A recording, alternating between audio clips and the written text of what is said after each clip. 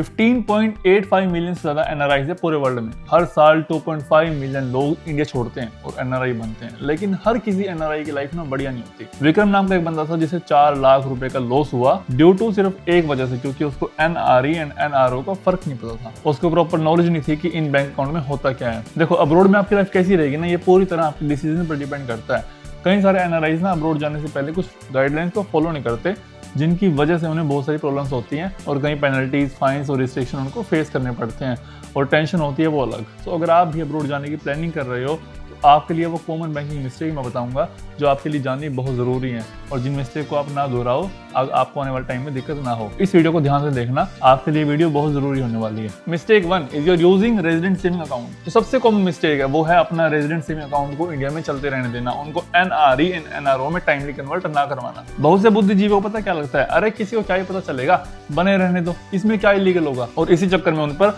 Multiple violations और fines लग जाते हैं। ऐसे ही कुछ हुआ विक्रम के साथ, जो बेंगलोर में एक आईटी कंसल्टेंट थे, उन्हें सैन फ्रांसिस्को में एक अच्छी जॉब मिली, उनको ऑफर बढ़िया मिला, वो वहां पर चले गए। लेकिन 7 सालों तक उन्होंने रेजिडेंट सेविंग अकाउंट को वैसे ही चलने दिया जैसे वो इंडिया में चलता था। उन्होंने उसको क्लोज या फिर कन्वर्ट नहीं किया। उसी अकाउंट में उनके बेंगलोर की प्रॉपर्टी का रेंट भी आ रहा था और उसको एनआरए में डायरेक्ट ट्रांसफर करते रहे। जबकि रूल ये है कि अगर इंडिया में कोई आपकी इनकम आ रही है तो उसको आपको एनआरओ में डालना होता है। तो वैसे जब विक्रम ने एक बार अपने फाइनेंशियल एडवाइजर के साथ बैठकर बात की, अपने पोर्टफोलियो को रिव्यू किया, तो उसको बहुत सारे फेमा की वॉयलेशन दिखी।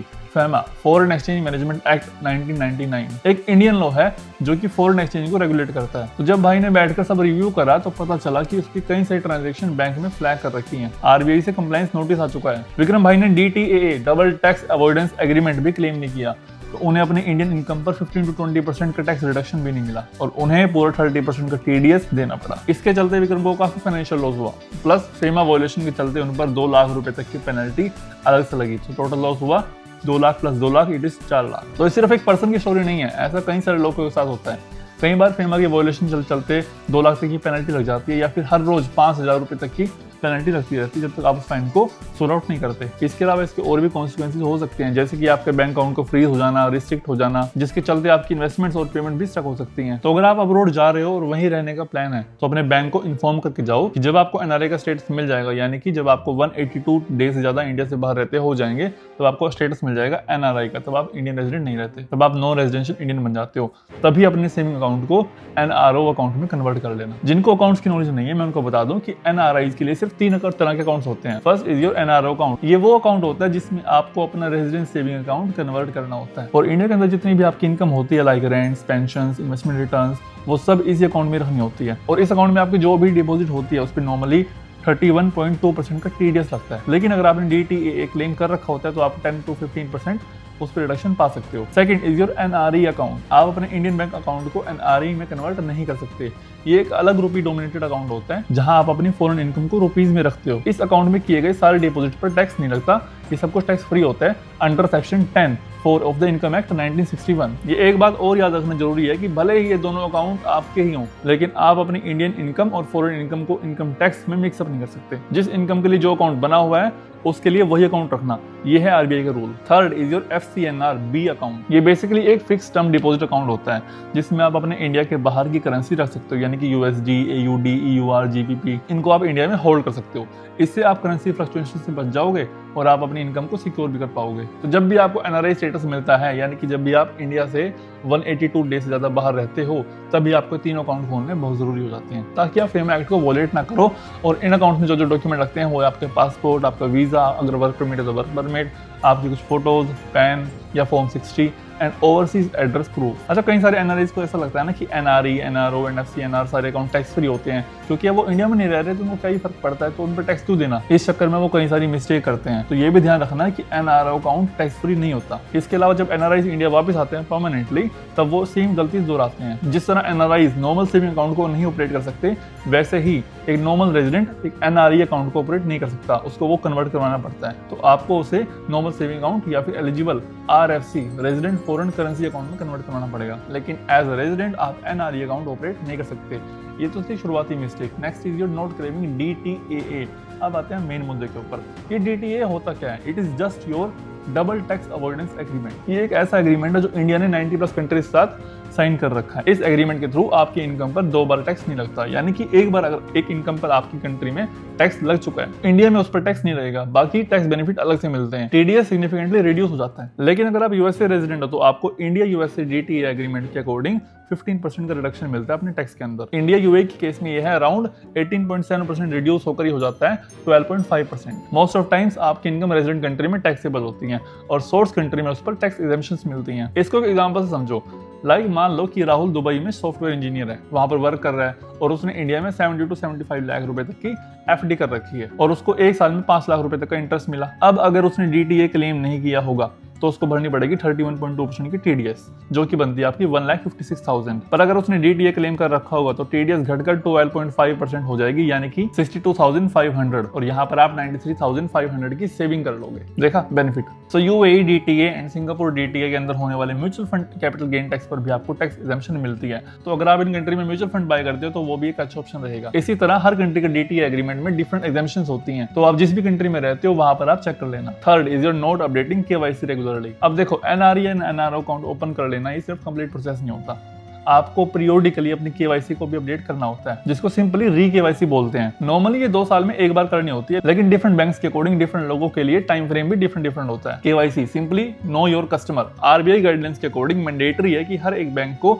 अपने लीगल डॉक्यूमेंट्स को अपडेट रखना। जब आप एनआरई, एनआरओ एंड एफसीएनआर कोई भी बैंक ओपन करते हो तो आपको केवाईसी करनी होती है, लेकिन उसके बाद भी पीरियोडिकल या फिर आपका कोई ओवरसीज एड्रेस कॉन्टैक्ट चेंज होता है तब आपको री केवाईसी करनी होती है। इसका ऑब्जेक्टिव आपकी आइडेंटिटी, सिटीजन, एड्रेस और इन्फॉर्मेशन को वेरीफाई करना होता है और फ्रॉड को प्रिवेंट करना होता है। ये एक अच्छा इनिशिएटिव भी है फ्रॉड को प्रिवेंट करने का, क्योंकि आए दिन एनआरआईज के साथ स्कैमर बहुत बड़े घपले करते हैं, इसलिए केवाईसी को री अपडेट करना बहुत जरूरी होता है। री केवाईसी अपडेट करने के लिए आपको जो डॉक्यूमेंट चाहिए होते हैं वो है आपका वैलिड पासपोर्ट, फोटोग्राफ्स, वीजा या फिर वर्क परमिट, पैन कार्ड या फिर फॉर्म 60, आपकी utility bills, ID, foreign bank statement, overseas address के लिए आधार कार्ड, ट्रैवल लाइसेंस, जो इंडिया में डोमेस्टिक आपका एड्रेस होता है वो। Multiple banks e KYC service provide करती हैं।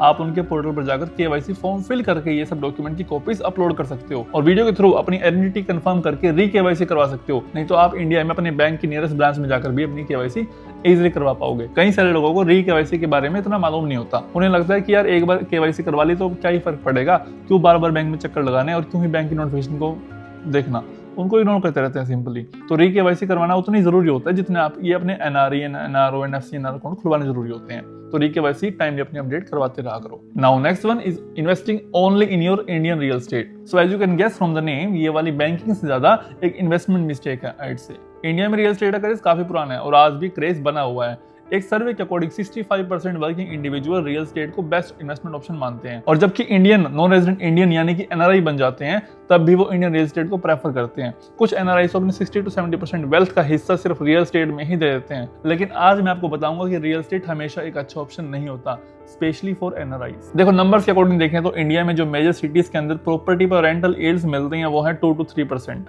ऑन एन एवरेज, यानी कि एक प्रॉपर्टी की टोटल वैल्यू को आपको 2 to 3% वापस मिलेगा। तो ऐसे में रियल एस्टेट से रिटर्न मिलने का सिर्फ एक तरीका रह जाता है, जो कि है कैपिटल एप्रिसिएशन। यानी कि जब आप प्रॉपर्टी को सेल करोगे तो उस टाइम पर उसका प्राइस बढ़ जाएगा, बट ये चीज पूरी तरह लोकेशन पर डिपेंड करती है। अगर आपकी प्रॉपर्टी एक सही लोकेशन पर है तो आपको पोटा प्रॉफिट मिलेगा, अदरवाइज भूल जाओ। इसके अलावा जब भी आप प्रॉपर्टी सेल करोगे तो उसमें आपको कैपिटल गेन टैक्स भी देना पड़ेगा, जो कि होता है 20% with indexation and 12.5% without indexation. Indexation क्या होता है ये आपको इंटरनेट पर इजीली मिल जाएगा। फिर रियल एस्टेट एक नॉन लिक्विड एसेट है, यानी कि अगर आपको अर्जेंट कैश जरूरत पड़ती है तो आप रियल एस्टेट को बेचकर अर्जेंटली कैश नहीं लेकर आ सकते, और इंडिया में अच्छे बायर्स ढूंढना ही महीनों और सालों का काम है, आपको पता ही है। फिर as a NRI real estate की मेंटेनेंस कॉस्ट अलग होती है। अगर आप प्रॉपर्टी वैकेंट या फिर खाली करवाना चाहते हो उसके रिस्क अलग होते हैं। नाउ मैं ऐसे नहीं कह रहा हूँ कि आपको इंडियन रियल एस्टेट में इन्वेस्ट नहीं करना चाहिए, बट सिर्फ रियल एस्टेट में ही 60 to 70% इन्वेस्ट नहीं करना चाहिए। This is not a good choice. अगर आपको अपना पोर्टफोलियो डाइवर्स करना है तो आप इंडियन एंड ग्लोबल इक्विटीज में इन्वेस्ट करो, म्यूचुअल फंड में इन्वेस्ट करो, ईपीएफ्स, आपके ईटीएफ्स, आपका गोल्ड, इन सब में भी इन्वेस्ट करो। फिर आप अपनी वेल्थ का 25 to 30% रियल एस्टेट में डाल सकते हो, और वो भी अगर आप अपनी रेजिडेंस कंट्री में करते हो तो अच्छा रहेगा। ऑल्सो एज अ एनआरआई आप इंडियन स्टॉक्स भी परचेज कर सकते हो, लेकिन एनआरआईज को इसका पूरा प्रोसेस मालूम नहीं होता। इसके लिए आपको PIS portfolio investment scheme account open करना होता है इंडिया के अंदर। ये अकाउंट आपके NRI डीमैट अकाउंट से कनेक्ट होता है और इसी के थ्रू आप इंडियन स्टॉक्स में इन्वेस्ट करते हो। ऑल्दो आप as a NRI intraday trading, short selling या कमोडिटी डेरिवेटिव्स में ट्रेड नहीं कर सकते, ये भी कुछ रिस्ट्रिक्शंस रहती हैं। बाकी PIS अकाउंट कैसे आपको ओपन करना है मुझे नीचे कमेंट डाउन कर देना है, मैं पूरी इसके ऊपर वीडियो बना दूंगा। इसके कुछ डॉक्यूमेंट चाहिए होते हैं आपको, जैसे कि पासपोर्ट, आपका वीजा, आपका पैन, इनके कुछ नीड होती है और साथ में आपको एक active NRI and NRO account भी चाहिए होता है। So as a NRI you can invest in stocks as well, can be risky but if you do it with your expert advice it can be a good investment option। so ये थे कुछ common mistake जो आपको avoid करनी चाहिए as a NRI। और अगर आपको कुछ और डाउट्स भी हैं तो आप नीचे कमेंट डाउन कर देना, मैं रिप्लाई करने का जरूर कोशिश करूंगा। Thanks for watching.